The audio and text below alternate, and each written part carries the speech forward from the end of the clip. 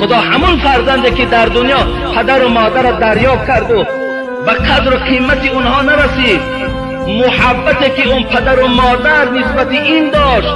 ببینید پدر و مادر چی 1 ساله باشید چی 50 ساله باشید، به نام خدا محبتش کنده نمیشود از تا مردن تا دوستت میدارد.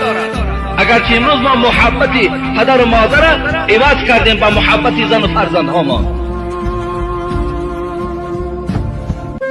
حالا جبرائیل گفتن خدا این گونه فرزند از رحمتش دور گرداند. بگو آمین. پیغمبرمان آمین گفتن.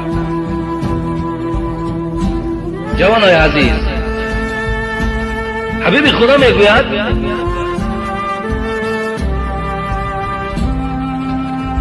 من بر والدی طوبی له زاد الله فی عمری.